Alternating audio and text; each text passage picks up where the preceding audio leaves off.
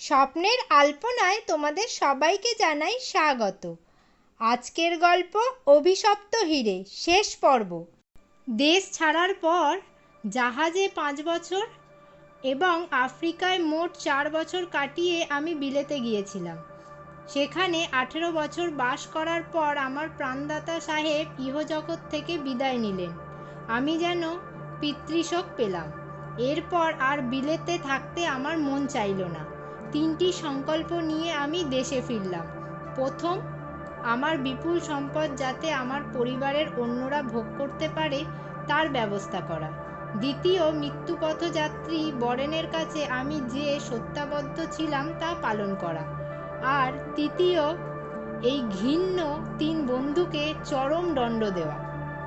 আমরা দেশ ছেড়েছিলাম 1920 সালে। আমি বিলেতের মাটিতে যেদিন পা দিলাম সেদিন ছিল 1929 সালের জুন মাস। 1939 সালে দ্বিতীয় বিশ্বযুদ্ধের সময় আমি ইংল্যান্ডে ছিলাম। আমার বয়স তখন 39।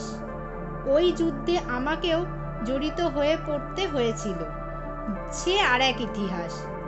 আমি দেশে ফিরলাম 1947 সালের অক্টোবর মাস। তার মাত্র 2 মাস আগেই ভারতবর্ষ স্বাধীন হয়েছে। একটা কথা বলে রাখি, এতদিন দেশের বাইরে থাকলেও আমি তাদের কথা একদিনের জন্যও ভুলিনি। আমার বুকে প্রতিহিংসার যে আগুন জ্বলছিল তা ওদের শাস্তি না দেওয়া পর্যন্ত নেভে না। এটা আমার মন প্রাণ অনুভব করত। দেশে ফিরে খোঁজ নিয়ে জানলাম আমার পরিবারের কেউ বেঁচে নেই। একদিন তুমুল বৃষ্টিতে পুরানো বাড়ি ধসে পড়ে তার তলায় সবাই চাপা পড়ে প্রাণ হারিয়েছে। খবরটা শুনে আমি যেন পাথর হয়ে গিয়েছিলাম। আমার আজ টাকার অভাব নেই। বিলেতে অভিজাত পাড়ায় আমার ছবির মতো বাড়ি। আর আমার বাবা মা ভাই বোন অর্থাভাবে একটা ভাঙা বাড়িতে বাস করতে গিয়ে তারাই ধ্বংসস্তূপে সমাধি লাভ করেছে। এটা আমার কাছে মস্ত প্রহসন বলেই মনে হচ্ছিল। বরেনের পরিবারের খোঁজ নিতে গিয়ে জানতে পারলাম তার বাবা বেঁচে নেই। ভাই বোনেরা অসুখে বিনা চিকিৎসায় অকালে মারা গেছে। শুধু বিধবা মা বেঁচে আছে।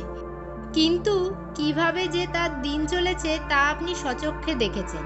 আমি তার মার সঙ্গে দেখা করলাম। বললাম, আমি বরেনের বন্ধু ছিলাম। ব্যবসায় ওর অনেক টাকা হয়েছিল। মারা যাওয়ার আগে আমার কাছে সব টাকা গচ্ছিত রেখে ও বলে গেছে আমি যেন ওর মায়ের হাতে তুলে দিই।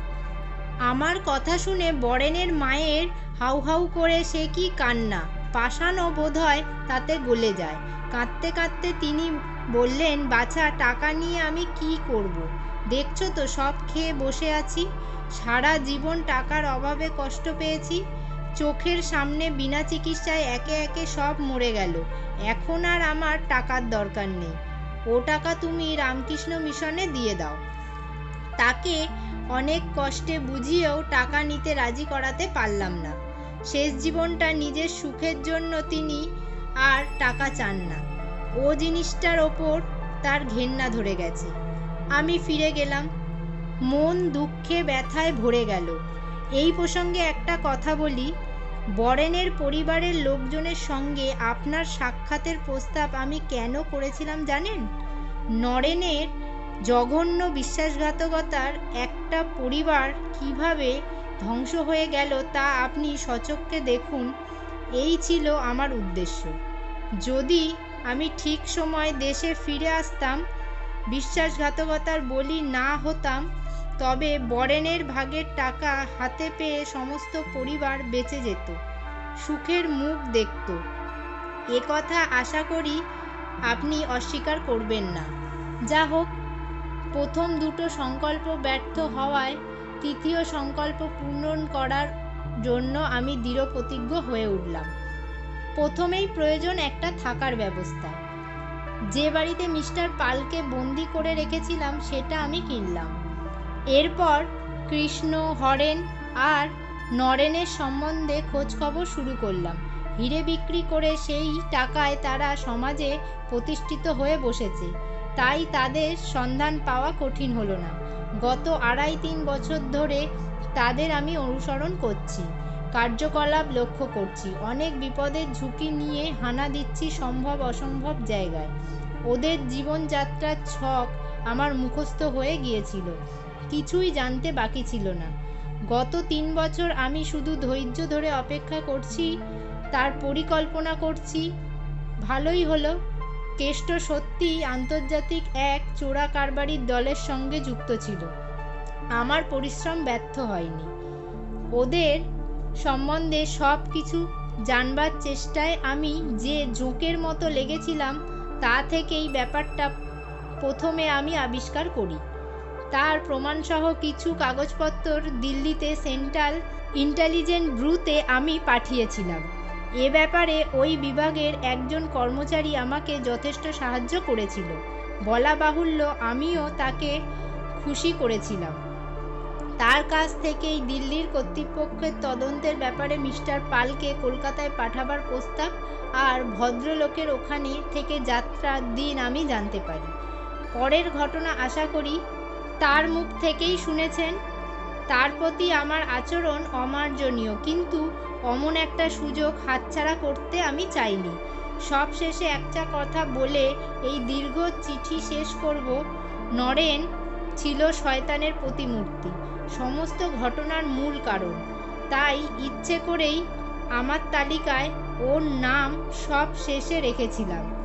হত্যা করলেই তো ফুরিয়ে গেল, সব যন্ত্রণা থেকে মুক্তি পেল। আমি তা চাইনি।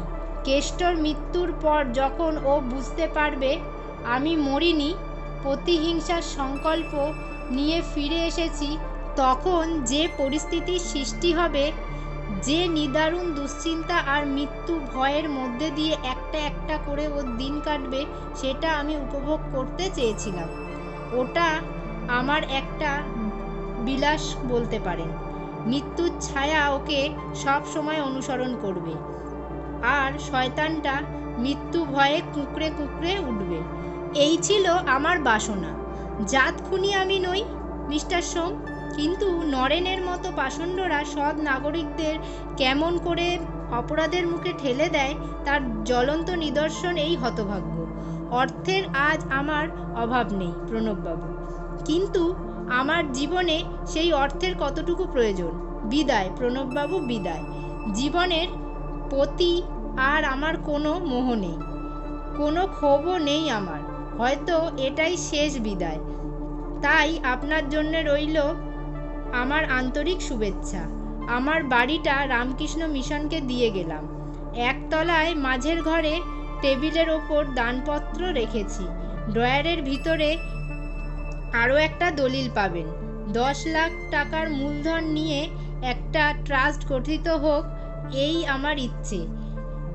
আপনি হবেন অন্যতম ট্রাস্টি। আমার ব্যাংকেও এ বিষয়ে যথাযথ নির্দেশ দিয়েছি।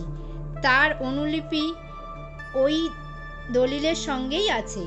গরিব ছেলে মেয়েদের সমাজে সুপ্রতিষ্ঠিত হবার সুযোগ দেওয়ার জন্য এই ট্রাস্ট।